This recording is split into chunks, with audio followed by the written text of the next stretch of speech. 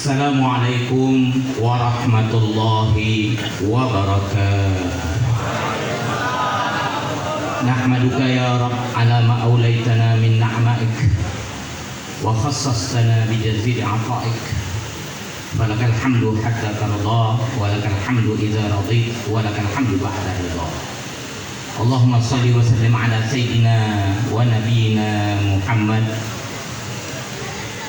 nuril anwar wa sirril asrar wa tiryabil aghyar wa miftah babal yasar Sayyidina Muhammadin al-Mukhtar wa ala alihi al-athhar wa ashabihi al-akhyar adada ni'amillahi wa ifdalih.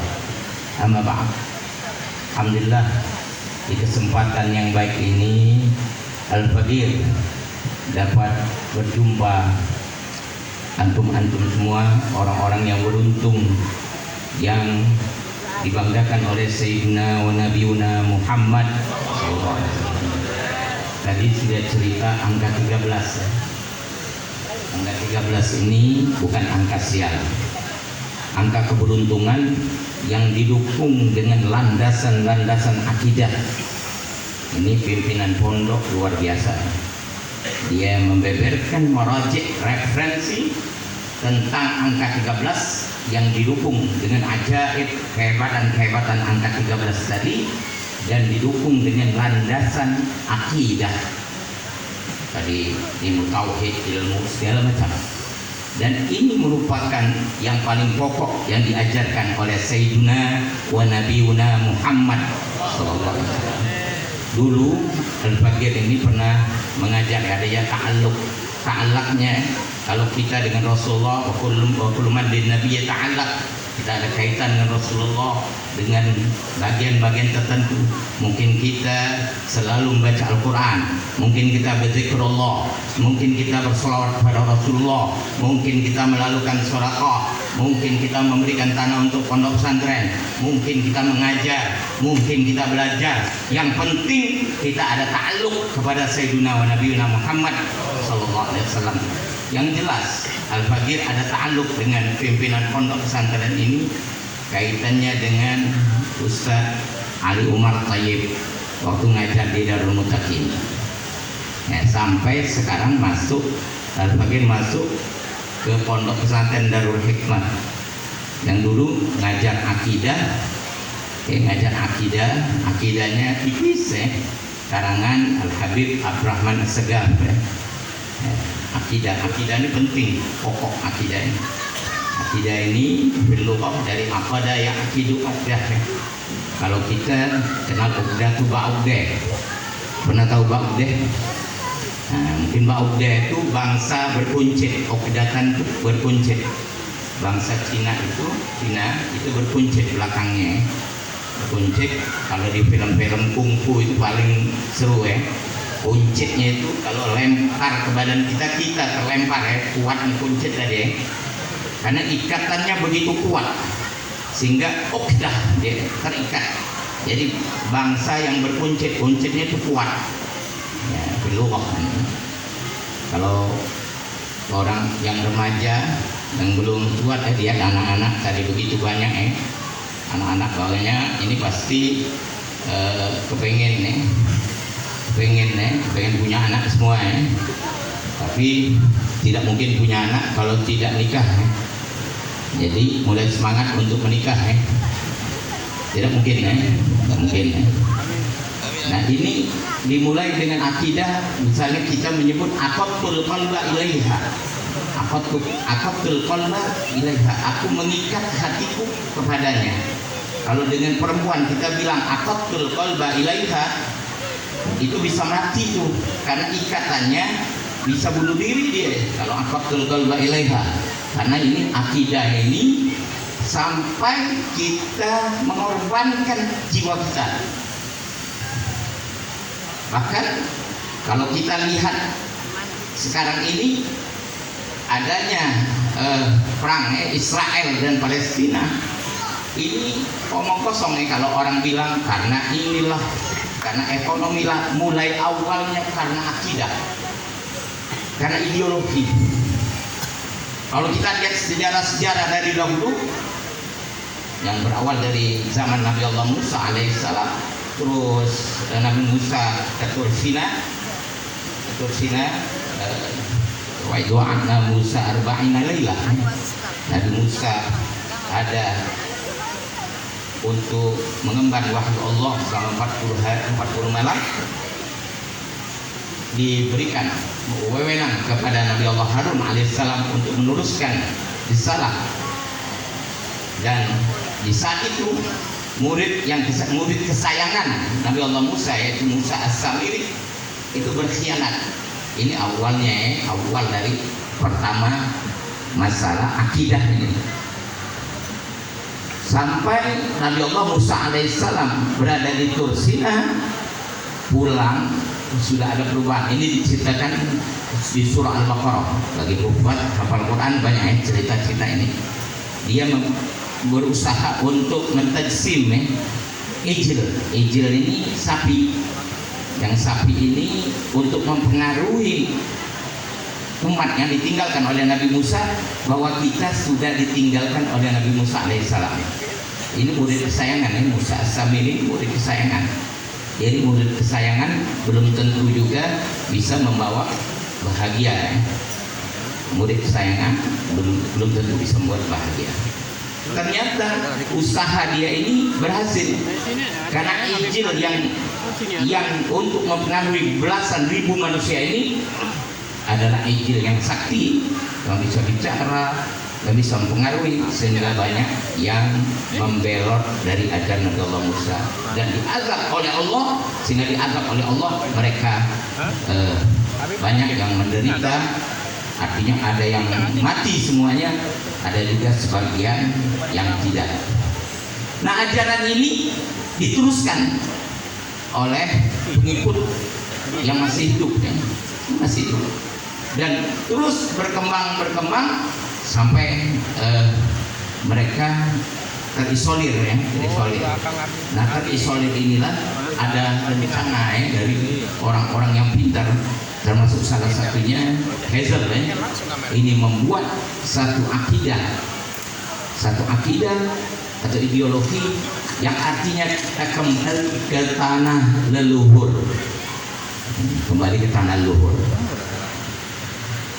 seluruh yang mereka yang tersiksa yang dari Yahudi ini diajak dalam satu ideologi kembali ke tanah leluhur, dan terpilih tempat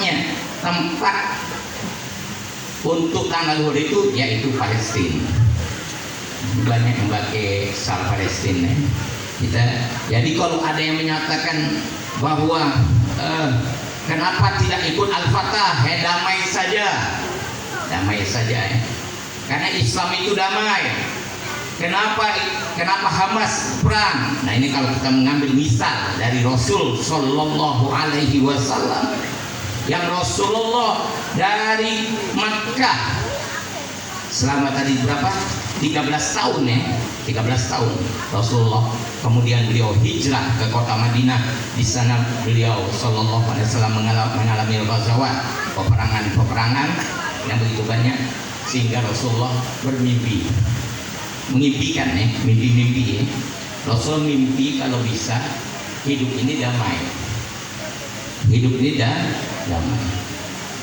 Kalaupun berperang, itu memang ada perintah Allah. Uzina lil ladzina yuqatiluna bi annahum zulimu. Diizinkan bagi orang-orang berperang kalau mereka dianiaya. Dan proses ini lama, Rasulullah bermimpi. Nah, kita ini kalau mimpi Rasul itu wahyu kan. Tapi ini mimpi Rasul kepengennya semua kita ini, semua umat Islam saat itu semuanya masuk agama Allah. Sehingga di saat bermimpi, karena dulunya di Mekah, Rasulullah berada di Madinah, pulang dari Madinah, Rasulullah berangkat lagi ke Mekah. Terjadilah satu kejadian yang namanya Sulhul Hudaybiyah. Yang saat itu Rasulullah mengidam-idamkan satu perdamaian. Jadi kalau di dalam Islam ini memang dianjurkan ya untuk berdamai. Wa injanahu lisrim fajnah laha wa tawakkal 'ala Allah. Kalau memang diminta damai, ya kenapa tidak berdamai? Berarti orang yang damai bukan orang yang lemah, bukan, kan memang berdamai. Kalau memang diminta untuk perang, ya uzina lil ladzina yuqatiluna bi annahum zulimun. Jadi di antara keduanya, jadi al-Islam sebenarnya kalau ada yang berani, ada yang takut, ada yang syaja'ah, ada yang khauf. Kalau takut tidak salah. Kalau takut tidak salah. Dia berhati-hati supaya ada menjaga resiko, tidak apa-apa. Yang tidak boleh itu berada di bawah garis takut, yaitu al-jubun, pengecut. Nah kalau pengecut ini Rasul Sallallahu Alaihi Wasallam berlindung, Allahumma inni a'udzubika minal jubni wal bukhl. Nah begitu pun berani ini dianjurkan. Jadi orang yang berani, yang semangat. Tapi kalau di atas berani, itu sudah masuk sifatnya tahawur, membabi buta. Kalau sudah membabi buta, ini akan bahaya kalau sudah membabi buta. Nah di saat Rasulullah memimpikan untuk perdamaian ini, sehingga pikiran kaum muslimin saat itu sahabat Rasul bahwa ini akan terjadi, yaitu masuk ke kota suci Mekah, bisa awak, sa'i, bisa haji, bisa umroh. Ternyata itu tidak terjadi. Jadinya sulhul Hudaybiyah, terjadilah perjanjian. Yang perjanjian ini kalau dilihat dari 5 butir yang diatur, yang disusun, itu semuanya sepertinya merugikan Rasul beserta para sahabatnya. Apalagi butir ketiga itu kalau orang kafir musyrik ke Madinah dipulangkan. Kalau orang Islam yang masuk ke Mekah, ya sudah selesai. Kalau perjanjian 10 tahun itu samalah. Yang lain-lainnya yang itu sangat merugikan. Sehingga Sayyidina Umar menyatakan, apakah mereka itu bukan musuh kita ya Rasulullah? Sayyidina Umar agak sedikit heran dengan perjanjian begitu Kata Rasul Sallallahu Alaihi Wasallam, ini adalah merupakan wahyu ruqyah Rasul ini adalah merupakan wahyu. Nah, kalau di awal daripada Hudaybiyah ini ada awal daripada surah Al-Fatah. Inna fatahna laka fathan mubina. Dan ternyata yang laqad sadaqallahu ru'ya bil haqq ini terjadinya pada 1 tahun kemudian, dan Rasulullah membuka kota Mekah, yaitu Fathu Mekah. Nah, ideologi akidah ini ditanamkan oleh Sayyidina wa Nabiuna Muhammad SAW. Dan kita merasa sampai sekarang ini kita berada pada garis akidah, dan kita merasakan nikmatnya karena Rasul Sallallahu Alaihi Wasallam berada pada kita. Yang ini kalau kita lihat begitu gencarnya dijaganya oleh Allah Subhanahu Wa Taala Nur Muhammad Sallallahu Alaihi Wasallam ini, dimulai daripada Nabi Allah Nuh Alaihissalam. Ya, kalau kita di surah Yasin baca wa ayatul lahum anna hamalna dzurriyyatahum fil fulkil mashhun wa khalaqna lahum min mithlihi ma yarkabun wa inna sya'nu ridhum fala sarifa lahum wa lahum yunqadun illa rahmatan minna wa matan ilahi. Ini dalam kitab Dalailun Nubuwah dikatakan bahwa Nabi Allah Nuh, tanda kebesaran Allah itu Allah perlihatkan kita bagaimana Nabi Allah Nuh membawa dirinya dan keluarganya, dan ada di sulbinya ini adanya kita ini, ada yang manusia. Kalau seandainya kami Allah mau menenggelamkan manusia, mau mentiadakan manusia, tidak perlu kita dimatikan satu-satu, tidak perlu dimatikan satu-satu. Cukup ditenggelamkan Nabi Allah Nuh beserta keluarganya, selesailah yang namanya kehidupan manusia. Tapi masih ada rahmat Allah, Nah ini yang dibahas di kitab dan luar rahmat Allah di sini ada rahmatul ulma, yaitu adanya Sayyiduna wa Nabiyuna Muhammad SAW. Karena di para nabi-nabi itu dititipkan nur Muhammad SAW dijaga dan ini terus di dalam kitab Asy-Syifa di ta'rif hukubil Mustafa itu nur ini min nabiyyin ila nabiyyin, jadi dari nabi ke nabi ke nabi ke nabi ke nabi sampai kepada Sayyiduna wa Nabiyuna Muhammad terjaga. Sehingga wajar aja kalau tasbih ini berlebihan kadang di dalam maulid tasbih berlebihan.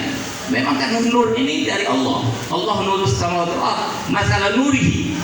Ulama tafsir sebagian menyatakan masalah nurihi ini adalah nur Muhammad sallallahu alaihi wasallam. Ini berlebih-lebihan karena nur Muhammad, dari anta nurun waqturi anta syamsun anta badrun. Jadi tasbih terhadap Nabi Muhammad itu sallallahu alaihi wasallam ini berlebihan. Engkaulah cahaya di atas cahaya, engkaulah matahari, engkaulah bulan purnama, anta iksirun. Anta iksirun ini engkaulah iksir. Apa itu iksir? Iksirun wa ghali. Ghali berharga. Iksir itu isyarahnya disebutkan itu iksir satu pohon, tangkai pohon. Nabi Muhammad SAW itu ibarat tangkai pohon. Kalau dicelupkan di susu maka susu menjadi perak. Tangkai tadi kalau dicelupkan di madu maka madunya menjadi emas. Jadi wali maka akan berharga. Jadi kalau susu saja sudah harganya berapa, kalau menjadi perak bertambah harganya. Kalau madu tadi tinggi harganya, bagaimana emas? Itu ibarat tangkai iksir. Jadi pengen semua yang punya tangkai tadi pulang ke rumah dengan nyelupkan aja susu jadi perak, madu jadi emas. Tapi ini tafsir. Iksir ini perumpamaan tasbih. Kalau kita dicelupkan di susu, susunya bakar, bau Kalau dicelupkan di madu, madu jadi racun. Karena kita bukan iksir. Kita bukan. Ini ada di syarah Burda, syarah tentang iksir ini ada di syarah Burda. Jadi Rasulullah itu yang tidak mustahil adanya ada di Rasulullah. Jadi kalau Habib Ali Al-Habsyi tadi itu kan wahwa min fawqi ilmi ma qad ra'at. Dialah sallallahu alaihi wasallam itu di atas ilmu. Kalau ada orang yang pintar di atas pintar, Nabi Muhammad sallallahu alaihi wasallam di atas ilmu. Allahumma sholli di atas ilmu. Kalau di atas ilmu ya sudah lewat lah cendekiawan intelektual apalagi sudah lewat. Dialah Sayyidul Awwalin wal Akhirin. Jadi dan benar Rasulullah ini bahkan mencapai derajat yang memang sudah karena disempurnakan oleh Allah, dan kita beruntung menjadi umat Sayyidina Muhammad. Kan kita kecipratan nur ala nur terus nur tadi terus, dan kita sekarang ini mendapatkan kebahagiaan bisa berkumpul bahagia dengan hidayahnya Rasul. Kita berkumpul dengan nurnya Muhammad sallallahu alaihi wasallam. Yang tadi kita tidak ngerti apa-apa, kita ngerti. Kita tadi tidak bisa baca Quran, alhamdulillah kita bisa baca Quran. Yang tadi kita tidak bisa memahami Al-Quran, kita bisa memahami Al-Quran. Kemana kita mencarinya? Memang semuanya ke Sayyidina wa Nabiyuna Muhammad. Nah ini memang sudah tasbihnya wajar saja over kalau untuk Nabi, karena dia terpilihnya, karena dia Mustafa Sayyidunal Mustafa. Dan kalau dilihat dari ideologi tadi akidah, karena ini akidah yang berkembang. Dan kalau dilihat sekarang ini, gejolak sekarang ini, orang menafsirkan yang berbeda-beda. Padahal kalau untuk menyelesaikan masalah, kalau ideologi, mestinya ideologi itu tidak ada. Ideologi sekarang ini, Al-Habib Utsman bin Adil bin Yahya ada kitabnya, judulnya Ainul Haq wa Faslul Khitab. Itu membahas tentang apa tuh yang disembelih oleh orang Yahudi itu halal apa tidak. Khusus kitab membahas kitab itu. Kalau ulama itu apa saja dibahas ya, karena itu ada di ayat Al-Quran dibahas pada Habib Utsman itu hanya 6-7 halaman. Ternyata yang Yahudi yang dimaksud alladzina amanu bit Taurati wal Injil, yaitu mereka yang beriman dengan Taurat dan Injil, termasuk pernikahan juga ini yang alladzina amanu bit Taurati wal Injil. Dan dalam syarah yang lain ada ulama lain menambahi wa ma nuzila Muhammad ala Muhammad. Nah kalau begitu tidak semuanya Yahudi tadi itu termasuk orang-orang yang sesat. Ada yang namanya ahlul kitab, sehingga dibahas dalam kitab ini, kitab Habib Utsman ada yang mereka memang menjalankan apa yang dijalankan oleh apa yang disampaikan dari Taurat dan Injil, ditambah tapi min ghairi tahrim kata Habib Utsman yang tidak dirubah. Karena Yahudi ini yang ada juga Yahudi yang merubah, golongan-golongan yang merubah ayat-ayat Allah.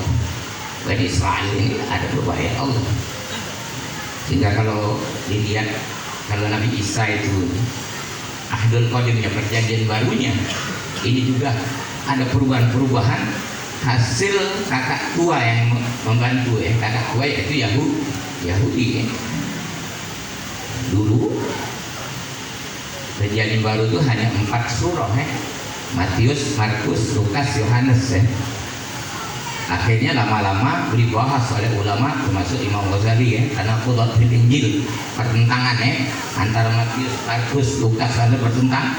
Udah bingung dia, bingung. Yang satu bilang dosa dan semua manusia ini berdosa karena dosa warisan. Hanya bagaimana? Maria katanya timbullah bingung jadi pertentangan Nah, untuk membahas itu kepasalah adik bungsu ini nanya ke kakak tua yaitu Yahudi. Yahudi bilang tenang aja, kita kan punya jagoan spesialisasi kita bisa merubah ayat-ayat kitab suci.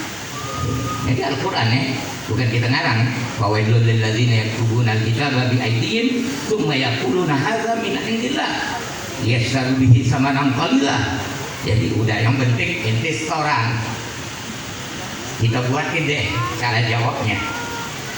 Dibuat benar cara jawabnya. Dibuatlah kisah perjalanan Paulus pada halaman belakang.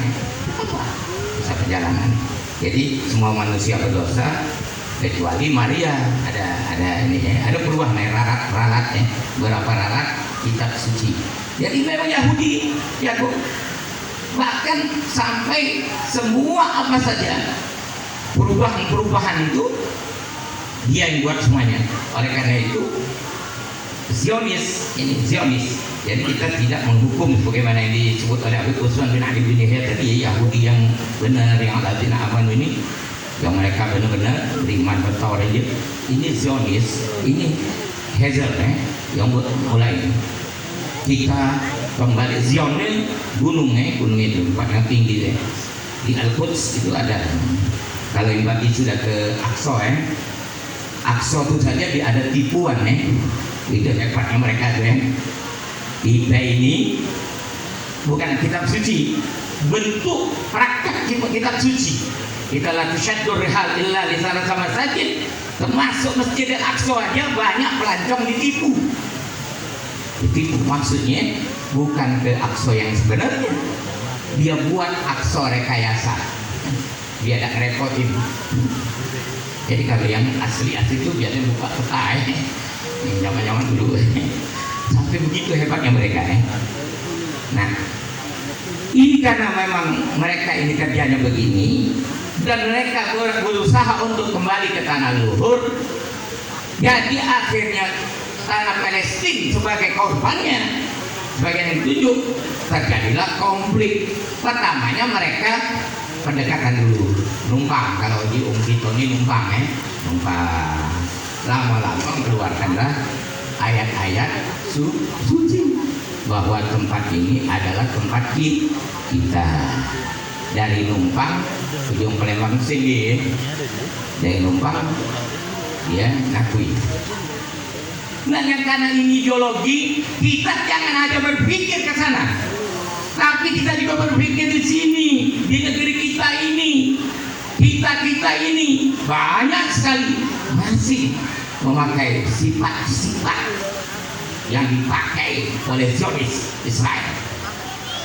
Ini terjadi di satu tempat di Jakarta, atau di Palembang, itu Jakarta ada jalanan tikungan, tikung gini mobilnya, padahal itu lebih 2 meter, tidak mau dia minta 2 jari aja tidak mau, padahal mobil bahaya, udah itu, tidak nyangka jalanan yang sudah berapa jari tadi ditutupnya, terjadi, katanya tukang hadiah.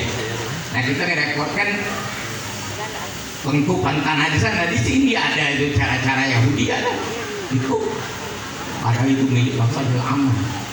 Yang sebenarnya kita kaum muslimin yang diajarkan oleh Sayyidina wa Nabiuna Muhammad SAW, itu kalau ini jalan motor, bagaimana caranya kita lebihkanlah supaya dia bisa menjadi jalan masuk mobil.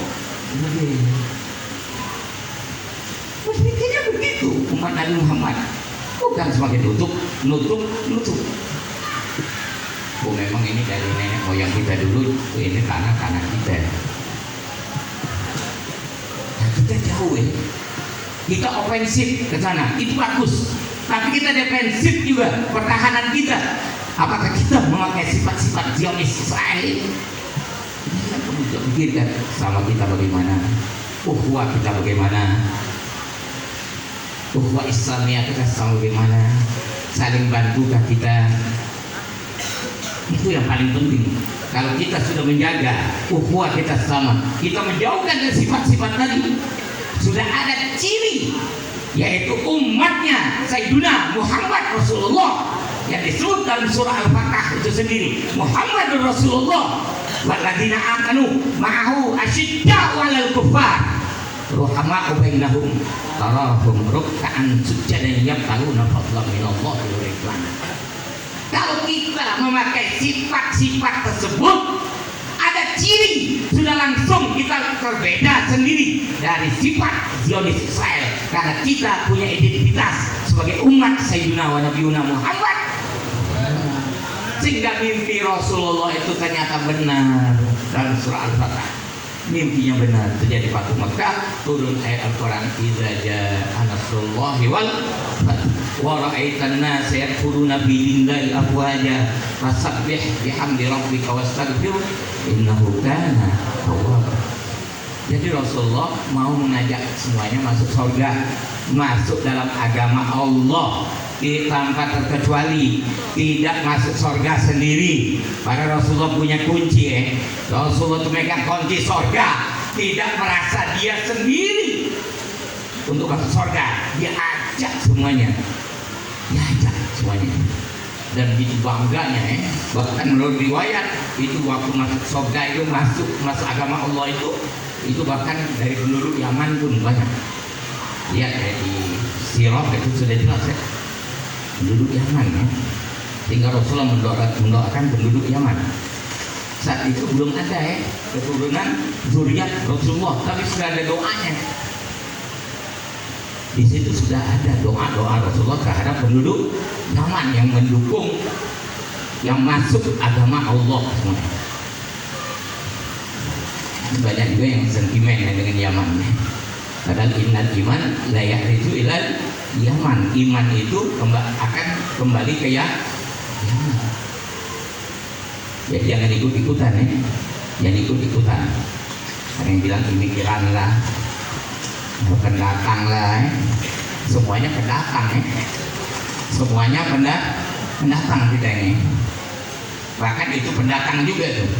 Israel itu pendatang, dari pendatang numpang akhirnya ngaku tapi kekuatannya didukung dengan ideologi, dengan ayat kitab suci.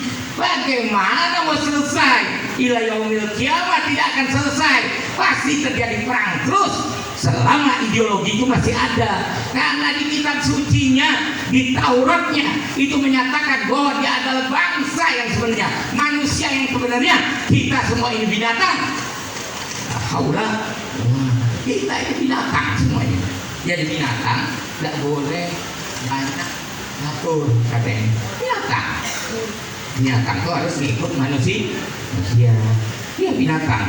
Jadi surah Yasin, binatang itu wazalna lahum wa minha rakuhum wa minha yakulun. Binatang itu paling tidak dikendarain, dimakan, dia disembelih. Binatang. Jadi wajar, ada apa-apa binatang semua. Selain Isa itu binatang ada di ayatnya, bukan ngarangnya, ada di ayat kitab suci mereka, kitab suci belakangan yang keluar ya. Nah itu menjadi landasan Zionis, landasan. Jadi selamanya tidak ada harga manusia. Jangankan Palestina, semua alam ini. Oleh itu berbagai buah mereka tuh, ada Freemason, ada ITC. Mereka yang wajar, ada yang menguasai ekonomi, ada yang menguasai politik. Memang berada pada jangka panjang, didukung dengan ideologi. Kapan selesainya? Selesainya nanti akhir zaman, kata Rasulullah. Kalau nanti di akhir zaman itu Yahudi bersandar di belakang batu, lalu batu itu manggil kita, hai Pak Islam, ini Yahudi. Nanti akan terwujud itu di akhir zaman. Berarti tidak selesai sampai begitu nanti. Nanti batu akan bersuara. Benda-benda yang ini bersuara semua. Ada yang duduk. Ini Yahudi. Ya hati-hati ya, kalau ada yang menunjuk batu ini Yahudi, awas ya, bahaya dalam bersuara ya. Pohon bersuara nanti, semua yang benda mati akan bersuara. Nah itu baru selesai. Nah ini bukan terus. Tapi kalau sekarang nggak ada, karena ideologi itu terus berkembang. Nah kita berusaha untuk memantapkan akidah.